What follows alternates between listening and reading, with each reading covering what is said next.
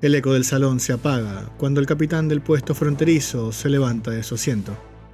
Su mano descansa sobre la empuñadura de su espada, y sus ojos, fríos como el acero, se clavan en el grupo de aventureros. ¿Y por qué habría de creerles?, pregunta con voz dura. El pícaro da un paso adelante, con una sonrisa confiada. Porque mentirle a un hombre armado nunca fue mi especialidad. Pero salvar su pellejo, sí, responde, intentando convencerlo con un toque de picardía. El clérigo lo interrumpe con un suspiro y se inclina en una reverencia. No buscamos pelea, capitán. Que la luz de los dioses le muestren que nuestras intenciones son justas, dice, su voz cargada de sinceridad. El mago, en cambio, observa el entorno con atención. Los guardias, las antorchas, la tensión en el aire. Analiza cada detalle, cada gesto, buscando una oportunidad. Y en el fondo el bárbaro cruza los brazos y solo murmura entre dientes. Podríamos simplemente romper la puerta y ya. El silencio se rompe con una risa contenida. El capitán duda un instante y la decisión pende de un hilo. En Dungeons & Dragons no todo se resuelve con acero o fuego. A veces, una sola palabra bien dicha puede cambiar el destino de toda la historia.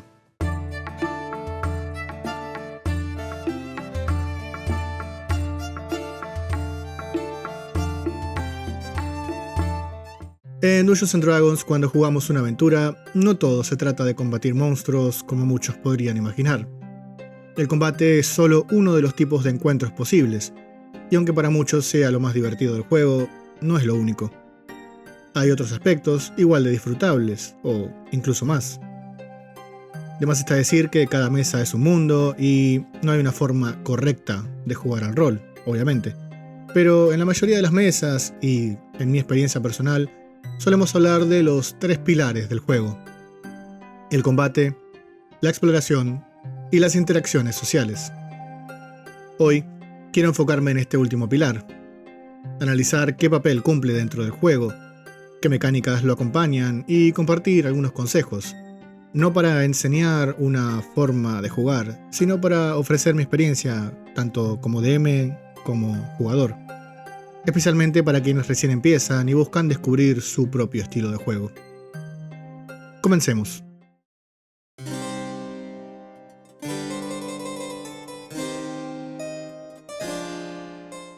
Durante una aventura, los personajes van a conocer a todo tipo de gente, desde comerciantes o potenciales aliados, hasta enemigos con los que quizás prefieran hablar antes que luchar.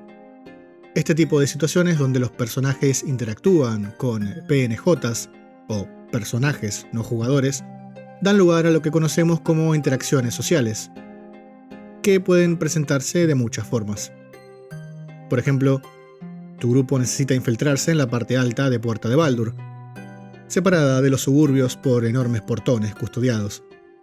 Así que deciden intentar persuadir a un guardia para que los deje pasar, o quizá sobornarlo, para que se distraiga en el momento justo. O tal vez acaban de capturar a un bandido tras una emboscada y quieren hacerlo confesar, saber quién lo mandó, o dónde está la guarida para rescatar a su compañero que acaba de ser hecho prisionero. O quizás intentan convencer al dueño de una armería de que les venda una espada mágica con descuento, argumentando que fueron ustedes quienes salvaron al pueblo de una invasión de Gnolls la semana pasada. Incluso podrían estar regateando con el posadero para poder conseguir una habitación un poco más barata en este nuevo pueblo en el que acaban de llegar. Todos estos son ejemplos de interacciones sociales, momentos en los que no buscamos combatir, sino resolver una situación por una vía alternativa. Y ojo, a veces una interacción social puede terminar derivando en un combate, o evitarlo por completo. Interrogar a ese bandido en lugar de matarlo, por ejemplo, podría revelar información que le dé al grupo una ventaja importante más adelante. En este tipo de escenas, suele ser el DM quien interpreta a todos los personajes no jugadores involucrados, tanto aliados como enemigos, o a los simples lugareños. Como jugador o jugadora, tened en cuenta que la actitud del PNJ hacia vos puede variar. Puede ser amistosa, indiferente u hostil, y eso va a influir directamente en la interacción que vas a tener con él o ella. Los PNJ amistosos van a estar más predispuestos a ayudarte, mientras que los hostiles pueden ponerte obstáculos o negarse a colaborar en absoluto. Acá me permito dar una suerte de ejemplo personal. Me gusta que los PNJs tengan personalidad, que se sientan vivos. Por eso en mis partidas suelo utilizar la regla que viene ya en este manual del jugador 2024, mediante la cual si un PNJ es amistoso puede darte ventaja al intentar influirlo, mientras que uno que es hostil hacia tu personaje te podría obligar a tirar con desventaja al intentar interactuar con él. Lo que hace que estos PNJs se sientan vivos es que esa actitud puede cambiar con el tiempo de acuerdo a las acciones o dichos de los personajes. Quizás el mercader al que el grupo se burló antes ahora se niega a venderles pociones. Quizás una disculpa sincera, acompañada de una buena interpretación o una buena tirada de dados, logre ablandarlo de nuevo. Es esta dinámica de relaciones cambiantes lo que le da más vida a la campaña, a mi parecer. Como vimos anteriormente, dentro del juego, una interacción social puede resolverse mediante interpretación o mediante una prueba de característica. Veamos primero qué implica cada una.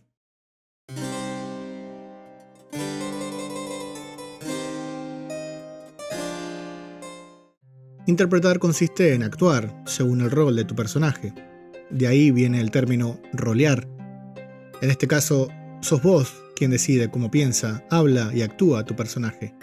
La interpretación está siempre presente en D&D, pero durante las interacciones sociales cobra un papel principal. Puedes elegir utilizar un estilo activo o descriptivo, o una mezcla de ambos. El estilo activo de la interpretación implica hablar como tu personaje, poniéndole voz, actitud o incluso gestos únicos.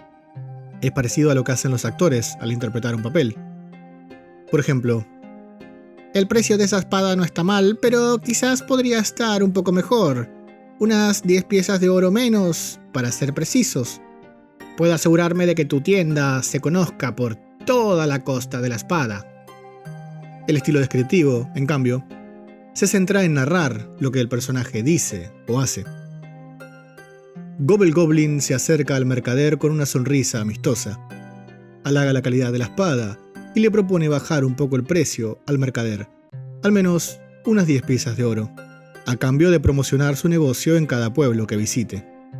Tu DM va a utilizar la personalidad del PNJ y la actitud de tu personaje para decidir cómo reacciona este.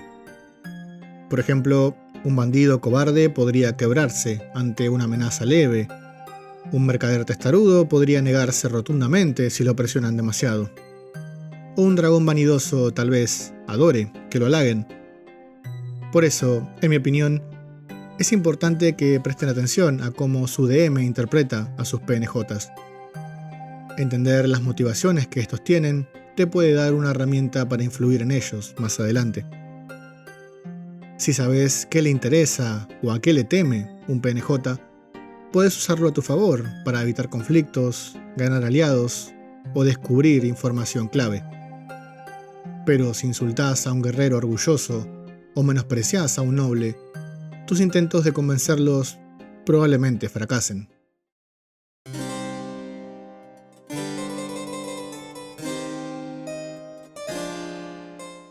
Las pruebas de características son el otro componente clave de una interacción social. Tu interpretación puede modificar la actitud de un PNJ. Sí, pero tal vez esto no alcance por sí solo para resolver ese encuentro. En esos casos, donde hay una porción de azar, tu DM puede pedirte que realices una acción de influir y tires el dado de 20, añadiendo el bonificador correspondiente dependiendo de qué es lo que estés intentando lograr. A la hora de interactuar, aprovecha las habilidades en las que tu grupo es competente. Si necesitan engañar a un guardia, quizá el pícaro, que tiene competencia en engaño, sea la mejor opción, y no el clérigo, que no es competente en esa habilidad.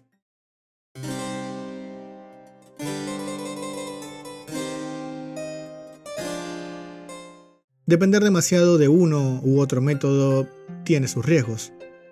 Si se usa solo el roleo en una aventura, sin ninguna tirada de dados, puede aparecer el temido capricho del DM, que todo dependa de qué tan bien actúe el jugador según su DM, sin importar lo que haría su personaje en ese contexto, y puede darle la sensación esto a los jugadores de que no tienen realmente influencia en los resultados, sino que todo siempre depende de cómo a él o a la DM le parezca.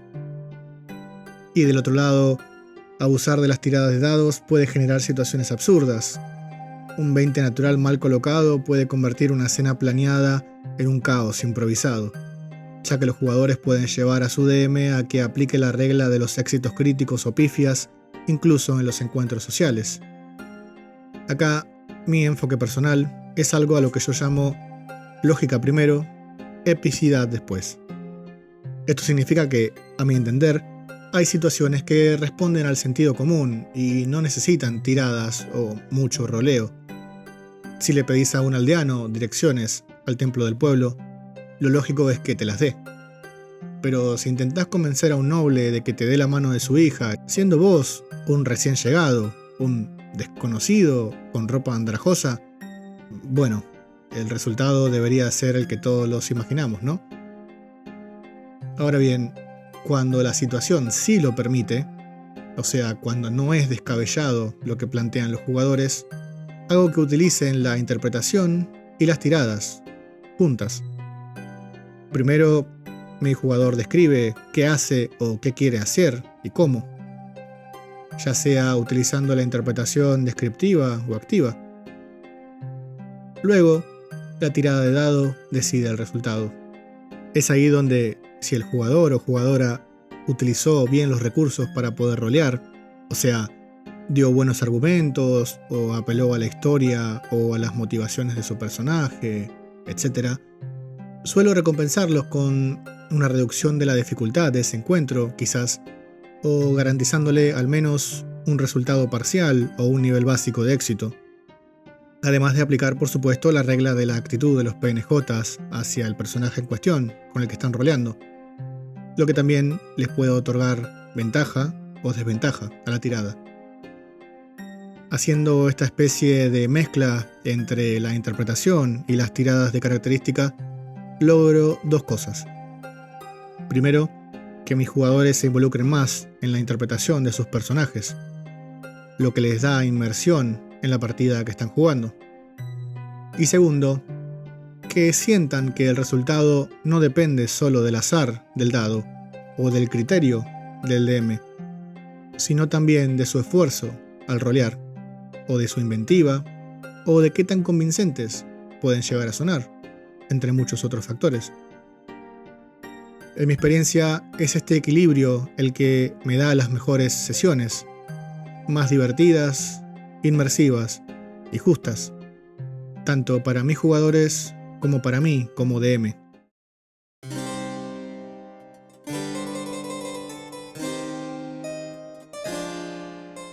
Así todo, a veces surgen situaciones problemáticas durante las interacciones sociales.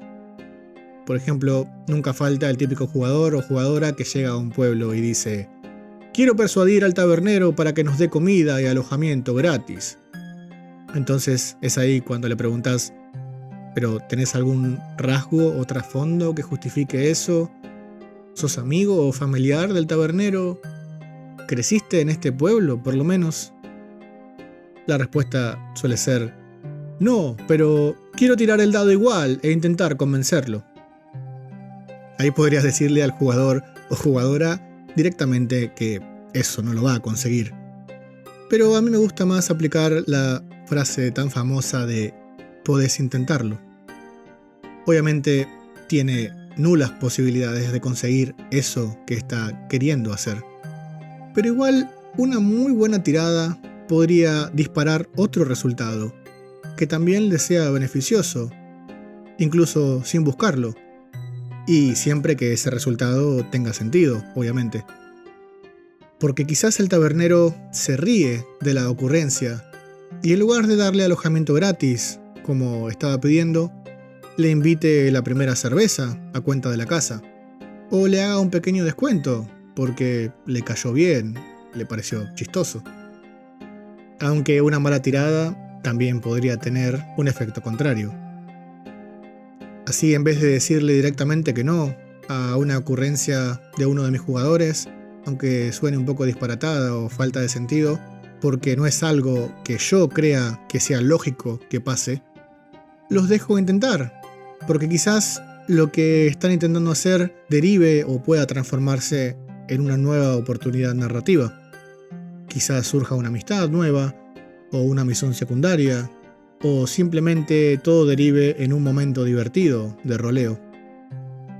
Y es en esta línea también que tenemos otra situación típica, cuando los jugadores sacan un 20 natural o un éxito crítico durante un encuentro de interacción social.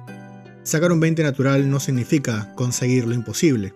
En ningún lado de las reglas nos dice que se apliquen los éxitos críticos o pifias más allá de los combates o las tiradas de salvación contra palmarla. Pero pese a esto, me gusta darle cierta vuelta narrativa cuando, en medio de una interacción social, mis jugadores sacan un 20 natural. Si bien eso no les va a garantizar realizar algo que no es posible realizar, quizás pueden llegar a tener algún tipo de beneficio. Quizá el bardo no consiga enamorar a la dragona con la que está por enfrentarse en esa batalla final, porque sacó un 20 natural en persuasión. Pero, ¿y si ese crítico logró dejarla confundida por no entender bien qué es lo que estaba pasando? ¿Y eso le da una pequeña ventaja o les permite escaparse gracias a esa pequeña ventana de oportunidad que se abre gracias a la payasada que está haciendo el bardo? De ese mismo modo, considero que cuando un jugador también saca una pifia, esto no siempre tiene que implicar sí o sí un fracaso total durante un encuentro social, sino más bien consecuencias inesperadas. Por ejemplo, ese carretero que el jugador estaba intentando convencer para que luche junto a su grupo contra los goblins que los están atacando en esa emboscada, quizás acepta pese al miedo, pero al enfrentarse a los enemigos se asusta rápidamente y grita que no la ataquen, que tomen el dinero y los objetos de valor que están en tal lugar de la carreta, por lo cual los goblins terminan huyendo con el botín que, de otro modo, podría haber sido una recompensa para los jugadores luego del combate. A mi gusto personal, son cosas como estas las que ayudan a generar momentos que le dan sabor e imprevisibilidad a la partida. Y sé que esto no es compartido por muchos DMs, también entiendo que hace falta muchas partidas como para poder desarrollar una especie de improvisación activa sobre estas cuestiones, pero durante estos años me ha resultado bastante favorable aplicar este método, y sobre todo nos ha dado a mis jugadores y a mí momentos memorables de roleo. En resumen, las interacciones sociales son un pilar esencial de Dungeons & Dragons, y de cualquier juego de rol, en realidad. Después de todo, estamos acá para interpretar personajes, y las relaciones que construyen son parte fundamental de la experiencia. Mi consejo, si es que se me permite compartir uno, es distinguir entre los momentos donde el roleo sirve solo para darle color a la escena y aquellos donde puede afectar realmente el resultado y, sobre todo, a la aventura en una instancia posterior. Es en este último caso donde combinar interpretación con tiradas de características suele generar una experiencia más rica, justa y memorable, en mi opinión. Al final, no todos los encuentros deben resolverse con la fuerza. Algunos de los logros más grandes en una aventura nacen de una buena conversación, una palabra bien aplicada o una decisión empática en el momento justo. Gracias por llegar hasta acá y nos vemos, como siempre, en la próxima aventura.